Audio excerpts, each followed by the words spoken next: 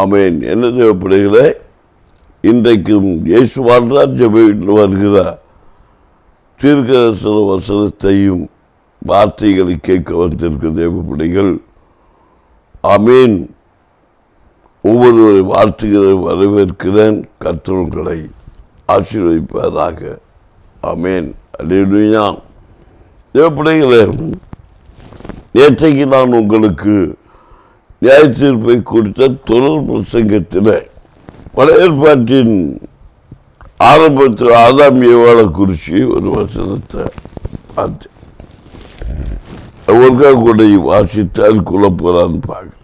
ஆதியாகமம் 3ஆம் அதிகாரம் 9ஆம் வசனத்தில் வாசிங்க. அப்பொழுது தேவனாகிய கர்த்தர் ஆதாமை கூப்பிட்டு, நீ எங்கே இருக்கிறாய் என்றார். அதற்கு ஏவாள் தேவனுடைய சத்தத்தை தோற்றத்திலே கேட்டு, நான் நிர்வாணியாய் இருப்பதனால் பயந்து ஒழித்து கொண்டேன் என்றார்.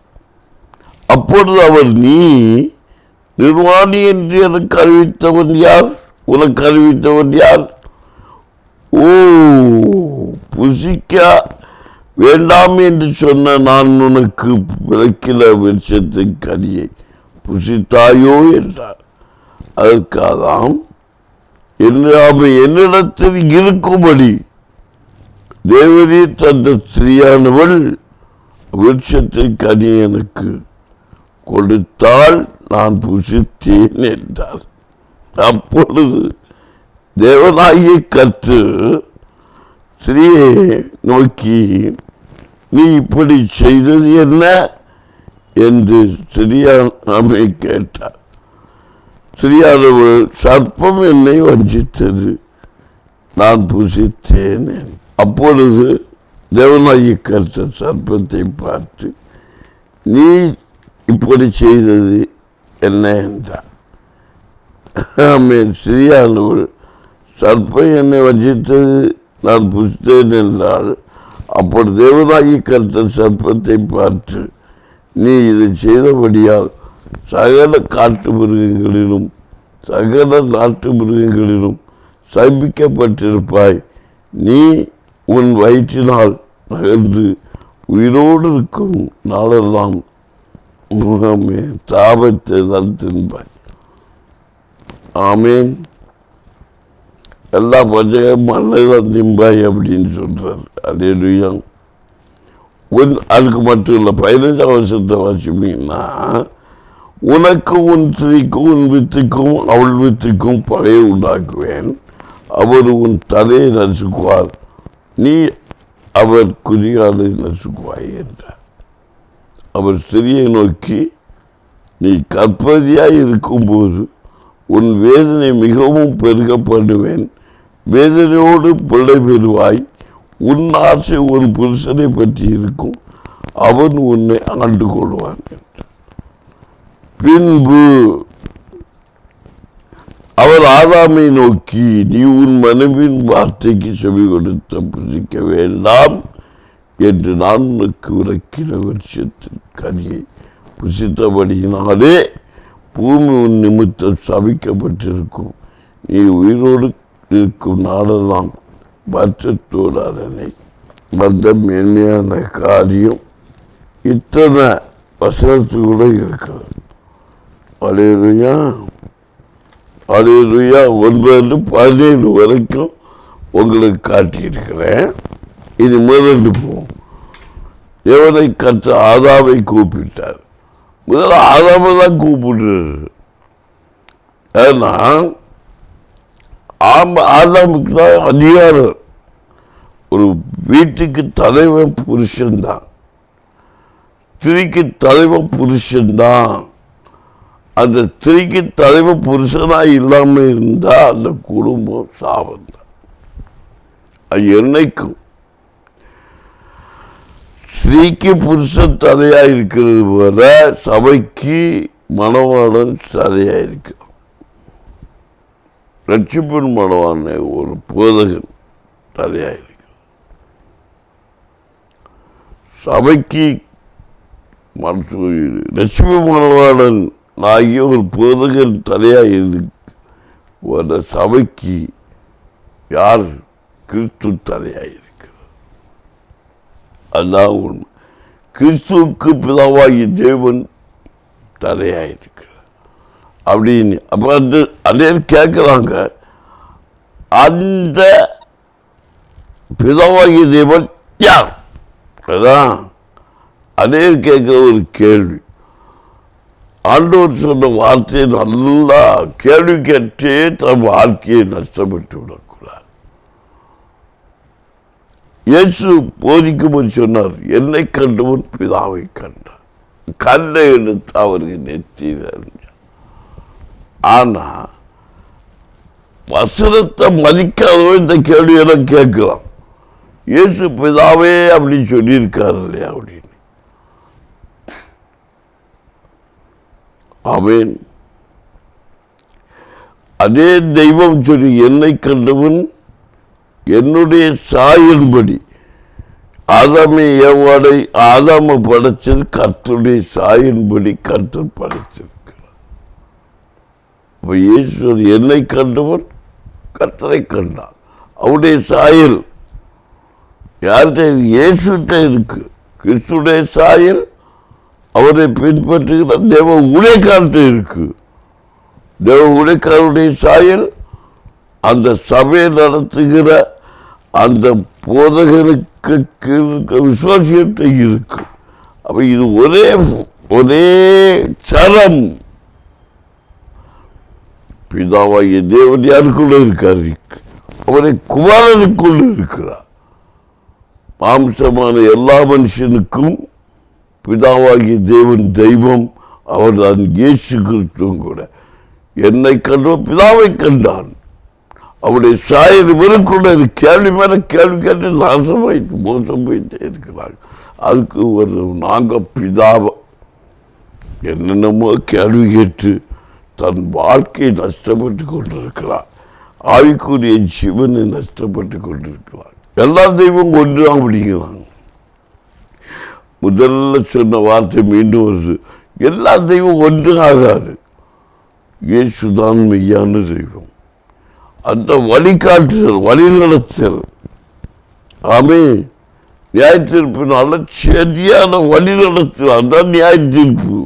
அவருக்கு சத்தத்தை கட்டோட உனக்கு பயம் உண்டாயிட்டு. எதுக்கு நீ பயப்படணும்? நீ சுவாவாசம் நான் சொன்னேன் இல்லையா, எனக்கு பயம் வரக்கூடாது.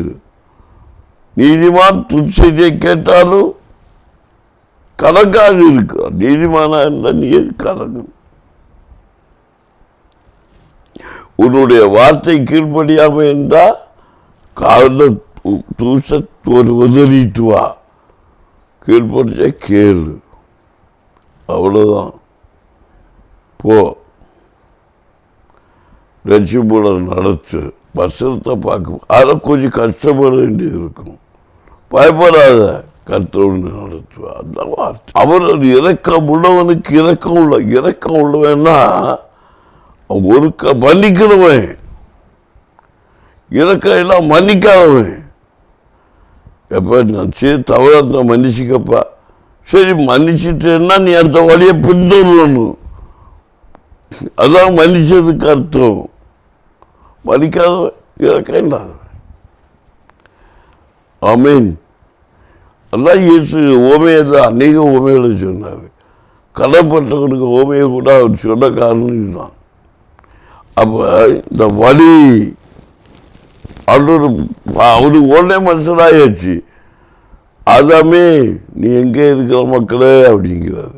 நான் ஒழிச்சிட்டு இருக்கேன். யாப்பா ஒழிச்சிட்டு இருக்கேன்? சத்தத்தை கேட்டேன், நான் நிர்வாணியாக இருப்பேன், பயந்து ஒழித்து கொண்டேன். அப்போ அவர் நீ நிர்வாணின்னு உனக்கு சொன்னையா இருப்பா? என்னுடைய மகிமை உனக்குள்ள இருக்கும்போது நீ யார் நிர்வாணி? என்னுடைய வண்ணம் உனக்குள்ள இருக்கும்போது நீ ஏன் பயப்படணும்? நீ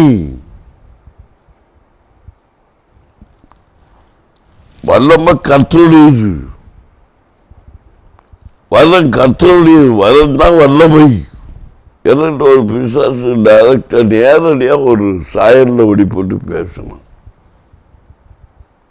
அப்படியே நான் லைவாக திரையில பார்த்த மாதிரி பார்க்குறேன். ஓ மனுஷனா, நீ இந்த உடம்பை எப்படி பெற்றி, மனுஷன் இந்த உடம்பை எப்படி பெற்று கொண்டேன்? அப்போ நான் உனக்கிட்ட ஒரு குறை எனக்குள்ள குறை இருக்கு. நான் மனுஷன்தான், நான் எனக்குள்ள ஒரு குறை இருக்கு, உண்மைதான். ஆனால் நான் இந்த உடம்பை கர்த்தரிடத்திலிருந்து பெற்றுக்கொள்கிறேன். ஆமாம், ஒரு குறை.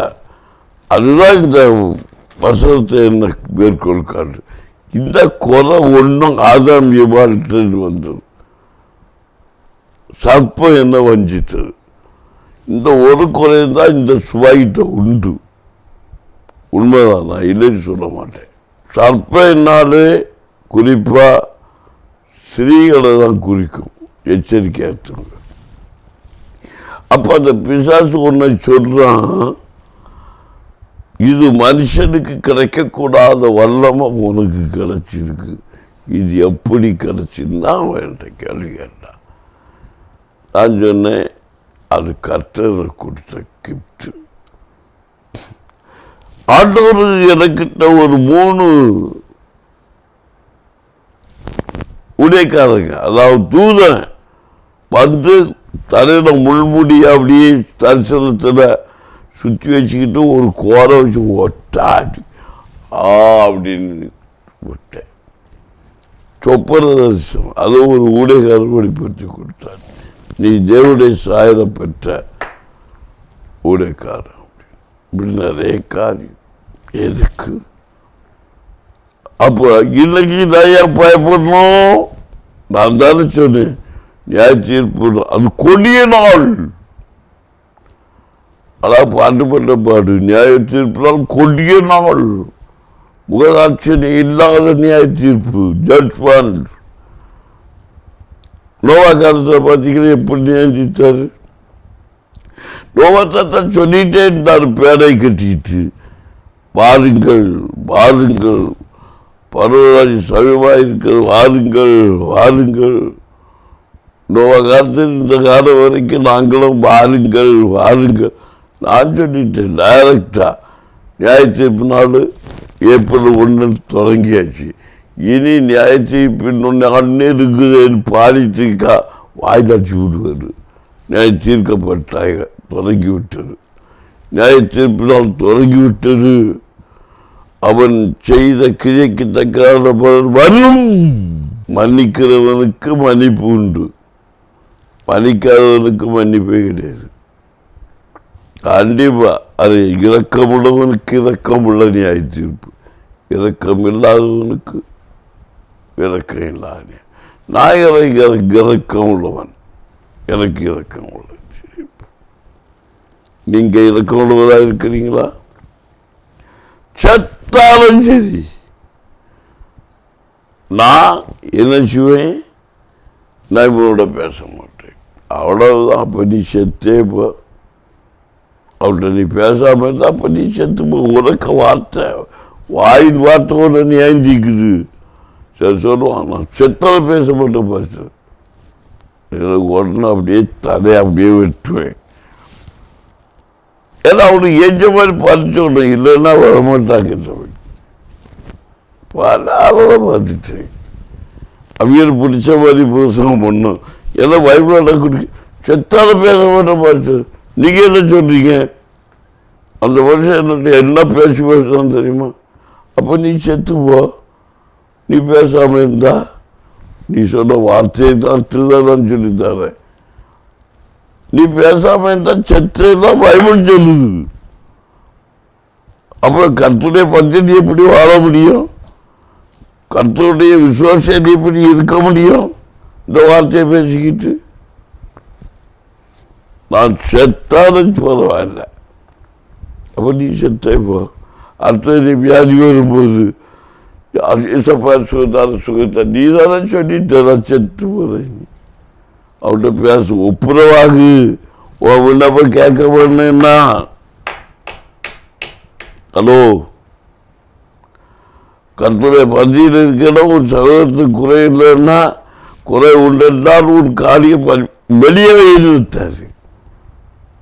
என்ன பார்க்குறீங்க? நான் உங்களுக்கு தப்பாக ஒன்றும் உங்கள்கிட்ட பேசுறேன்ப்பா, வசனத்தை தான் பேசிட்டு அதுதான் இங்கே செஞ்சாங்க.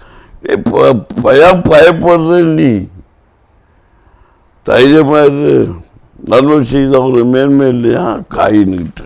அப்பொழுது அவர் நீ நிர்வாணி என்று உனக்கு அறிவித்தவன் யார்? புசிக்க வேண்டாம் என்று நான் உனக்கு உரைக்கிற உச்சத்து கனியை புசித்தாயோ என்றார். அதற்காதாம் என்னோடு இருக்கும்படிக்கு புருஷனோடு இருக்கவாக்கும் மனைவியை கற்று உருவாக்கி கொடுத்தார். வார்த்தை அர்த்தத்தை அதான் கவனிங்க. மனைவி மாறு மனைவி அம்மா சொல்ல வார்த்தை கேட்குறீங்களா? மனைவி அம்மு சொல்றாங்க, நீ என்னோட இருக்கும்படிக்காக்கும் மனைவி மாதிரி ஆண்டு கொடுத்துருக்க. நீ புருஷனோட இரு.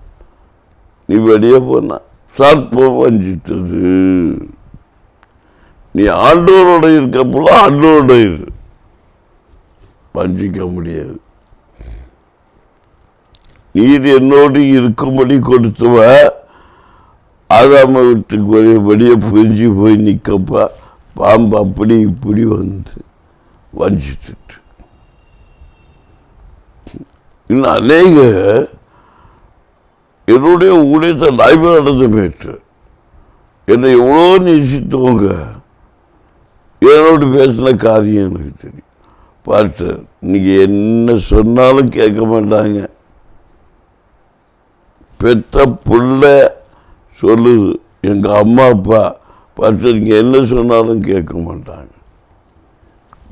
ஊழியக்காரன் பார்த்தார், எங்கள் சபையோட விசுவாசிகள் நீங்கள் என்ன சொன்னாலும் கேட்க மாட்டாங்க. உங்கள் கூட இருக்க நாங்கள் என்ன சொன்னாலும் கேட்போம். ஒரு போதகர் சொப்பன தரிசனத்தில் பார்த்து பாருங்க சுபா, நீங்கள் என்ன சொன்னாலும் மேம்பாடு தேசம் உங்களை வார்த்தை கேட்காது, ஆனால் நான் சொன்னால் கேட்கும். ஆமாம், நான் சொன்ன ஒருத்தர் கேட்க கிளம்பு. அங்கே என்ன நடக்குது வந்து பாரு தெரியும். வந்து பாரு ஜோயிட்டுக்குள்ள, அப்போதான் உனக்கு தெரியும் என்ன நடக்குதுன்னு.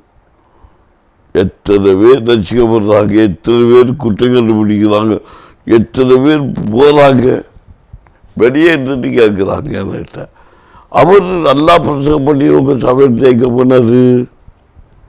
இந்த ஒரு அம்மா அடிக்கடி பது போயிருந்து அந்த அம்மா இப்போ எங்கே போச்சு, உங்கள் சமையல் தீர்க்கரிசி எங்கே போனாங்க, அவங்கள்ட்ட போய் கேட்கல எங்கே போனீங்க. என்னோட இருக்கும்படி தேவனை தந்த திரியானா வீரத்திற்கு கனியை எனக்கு தந்தால் கொடுத்தால் நான் புசித்தேன். மனைவிக்கு மேலே சாக்க போட்டுட்டான், அதோடு இவன் சாபத்துக்கிறான். அப்பொழுது தேவனாகி கர்த்தர் ஸ்திரியை நோக்கி, நீ இப்படி செய்த என்ன? அவன் சர்ப்பத்துக்கு மேலே படிய போடுறான். சர்ப்பம் என்னை வஞ்சித்தது. அதான் பார்த்தீங்கன்னா, அப்பொழுது தேவனாகி கர்த்தர் சர்ப்பம், நீ இப்படி செய்தது என்ன? என்ன என்றார். சர்ப்பம் என்னை வஞ்சித்தே என்றால் நான் புரிச்சேன். அப்போ தேவனாகி கர்த்தர் சர்ப்பத்தை பார்த்து, நீ இதை செய்தபடியினால் இதில் ஒரு வேடிக்கை என்னன்னா, சர்ப்பம் அப்போ இதுக்குன்னே படைக்கப்பட்டுருச்சு. சர்ப்பம் எதுக்காக படைக்கப்பட்டிருக்கு? இதுக்குன்னே படைக்கப்பட்டிருக்கு. அது தோன்றத்துக்குள்ள இருக்கக்கூடியது. இப்போ வஞ்சிக்கக்கூடியது சபைக்குள்ள கண்டிப்பாக எப்போதும் இருக்கின்ற ஞாயிற்றுக்கிழமை கர்த்தரோடு பேசுகிற வார்த்தை. சபைக்குள்ள சர்ப்பம் இருக்க தான் செய்யும், தேவ ராஜ்யத்துக்குள்ள சர்ப்பம் இருக்க தான் செய்யும். ஆனால் நீ அதுக்க வார்த்தை குறிப்பியா? பிதாவை உன்னை உருவாக்கிற கர்த்தருடைய வார்த்தைக்கு படிக்க குறிப்பியா? பார்ப்போம். உன்னை சர்ப்பத்தை பார்க்கிறார், சபிக்கிறார். சர்ப்பத்தை, சர்ப்பமே நீ ஏன் இதை செய்தான்? நீ இதை செய்தபடினால நான் எதை செய்த முதல்ல சர்ப்பத்தை மண்ணை தின்பாய். அது சாபம். அதுக்கு நீ உயிரோடு இருக்கிற ஆளெல்லாம் உனக்கு மண்ணு தான் ஆகாரம். நீ புசிக்கிற ஆகாரம் சாபம். அது எதுவாக இருந்தாலும். ஏன்னா நீ விசுவாசம் இல்லாம நீ இருக்கிற அவருடைய வார்த்தைக்கு மாறான சத்தியத்தை வழக்கத்தை சொல்லி கொடுக்கிற இஷ்டத்தின்படி. ஆகவே என்ன நீ சாபத்து தான் புசிப்பாய். எப்போ நீ சாப்பிட்டாலும் உனக்கு சாபம் தான். அதான் மண்ணை தின்பாய். நான் உங்களுக்கு இந்த மண்ணு தின்ன காரியத்துக்கு அடையாளத்தை தேடுறவங்க, அற்புதத்தை தேடுறவங்களுக்கு அடையாளம் வச்சு ஜெபிங்க. நீ ஆமீன். சிலர் சொல்லுவாங்க எச்சரிக்கையா இருக்கணும், அடையாளம் வச்சு ஜெபம் பண்ணுங்க. ஆண்டவருக்கு கோபத்துக்கு இடம் கொடுக்காதீங்க. அப்படியே ஜெபிக்கிற தப்பு. நான் புரிஞ்சுக்கிட்டேன். என்னுடைய சகோதரிக்கு பலவீனம் வந்துருச்சு, மைண்டுக்கு சின்ன ப்ராப்ளம். அப்போ ஒரு சகோதரி கேட்டேன், ஊழியத்துக்கு வந்த நேரம் ஆலோசனை அடையாளம் வச்சு ஜெபம் பண்ணேன். அப்போ உனக்கு அடையாளத்தை காட்டுவார். நானும் 1 மணிக்கூர் 1.5 மணிக்கூர் முழங்கால் 2 கையும் ஒசட்டி நின்றுக்கிட்டு ஆண்டவரை எனக்கு ஒரு அடையாளத்தை தாருன்னு சொல்லிக்கிட்டு ஜெபம் பண்ணிட்டு நல்லா உறங்குறேன். ஒரு பிடி மண்ணை வாரி வாயிட விட்டார். இதான் பிள்ளை உனக்கு அடையாளம். சாபம். அப்பா உன் ஊழியக்காரெல்லாம் ஒரு ஆண்டோடைய வார்த்தையை மீறி நடத்தவே இல்லை. இன்னும் விசுவ மக்களை நான் பேச வேண்டும். நான் பேசலாம் கட்டளையும் சாபம். அன்னை மன்னிப்பு கேட்டு மனுஷனுங்க அப்பா அடுத்த அடையாளத்தை கேட்குது. இதை இயேசு சொன்னாரு. பச்சார சந்ததிகள் அற்புதத்தை அடையாளத்தையும் கேட்கிறார். இவங்களுக்கு யோனாவுடைய அடையாளத்தை தவிர வேறொன்று நான் கொண்டு போவதில்லை. உலகத்துக்குள்ள வாழ்கிற ஜனம் இதெல்லாம் அவிக்குரிய வாழ்க்கை ஜப ஜீவிதம் சொல்லி வாழ்ற விசுவாச வாழ்க்கை வாழ்ற அடையாளத்தோட கேட்காது. தோமா கையில் அவர் தழும்ப பார்த்தவன் அற்ப விசுவாசி. என்ன அற்ப விசுவாசி? தோமா சீசன் தான் அற்ப விசுவாசி.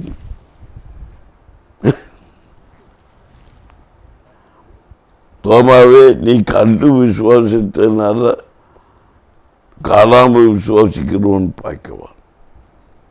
அவனுக்கு காட்சி கொடுத்தாரு. கடல் நடக்கிறத கண்டவன் அற்ப விசுவாசி. அற்ப விசுவாசியாக இருந்தால் மூழ்க பண்ணும். விசுவாசத்தில் உறுதியாக இருந்தா கர்த்தரும் நீ மூழ்க மாட்டா. இப்படின்னு பயப்படைய அற்றையெல்லாம் பல ரீதியாக ஒரு மனுஷனை பிரசங்கம் பண்ணி இழுத்துக்கிட்டே போவோம். தாலாட்டி பரவராட்சிய சுவிசேஷ பிரசங்கம் இப்படிதான் போயிட்டு இருக்கோம். நான் சொல்றேன் தீர்க்க தரிசனம். என்னுடைய சாட்சி இது. அண்ணா எனக்கு ஜெபம் பண்ணி எனக்கு ஆலோசனை கொடுத்த மனுஷன் இன்னைக்கு அவன் அப்படிதான் இருக்கான். நான் ஆண்டவர்கிட்ட கேட்டு அடிபட்டு நான் ஆண்டவர்கிட்ட வளர்ந்துக்கிட்டே இருக்கேன். எதையும் நிறைவாக இருக்கக்கூடாது, எதையும் குறைவாக இருக்கக்கூடாது. நிறைவு கர்த்தருடையது, குறைவு கர்த்தருடையது. நிறைவானது வரும்போது குறைகள் மாறிப்போம். அப்போ குறை என்னன்னா நிறை என்னன்னா ஆமீன். கொடுக்கப்பட்ட உண்மையாக இருக்கிறது நிறைவு. குறை நினைச்சுட்டா எல்லாவற்றிலும் குறைதான். அதுக்கு ஒரு கதையை சொல்லி சின்ன ஒரு விளக்கத்தை சொல்லித்தார். எல்லாம் வயிறு புள்ள சாப்பிடுவோம். நம்ம சாப்பிட்டுட்டு ஒரு குறைய வைப்பான். என்ன குறை? எல்லாம் நல்லா இருந்து இது கூட உண்டைக்கு நல்லா இருந்திருக்கும் இன்னும் அப்படியம்மா குறை தானே. அப்போ இவனுக்கு நிறைவு என்ன வரும்? அப்படின்னு இதே மாதிரி தான் நிறைவு. நம்ம மனுஷ பக்குவம். நிறைவு. புசிக்கிற ஆகாரமா இருந்தாலும் சரி, கேட்கிற வசனமா இருந்தாலும், நடக்கிற ரத்தியா இருந்தாலும், விசுவாசம் ஜீவிதமா நிறைவு அதுதான்.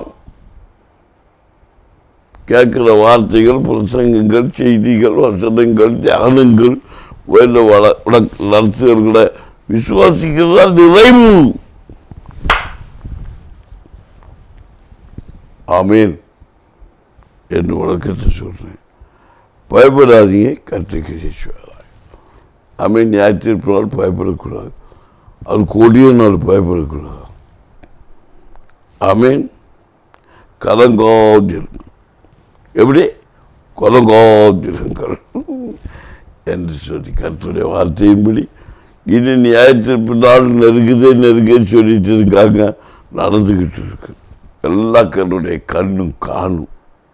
காண்றாங்க. இயேசுவை காண்போம் பாருங்க என்று சொல்லி ஜெபிக்கிற நாளைக்கும் காண்போம். இப்போ ஜெபிப்போமா? ஜெபிப்போம். நன்றி பரலோக தகப்பனே, மகிமையான மகத்துவமான இந்த நாளில் கர்த்தருடைய கிருபை சூழ்ந்து கொண்டு இருக்கிற இந்த நேரத்தில் மகிமை வெளிப்படத்தக்கதாய், உம்முடைய மாட்சிமை வெளிப்படத்தக்கதாய் கர்த்தர் கிரியை செய்து வழி நடத்தும்.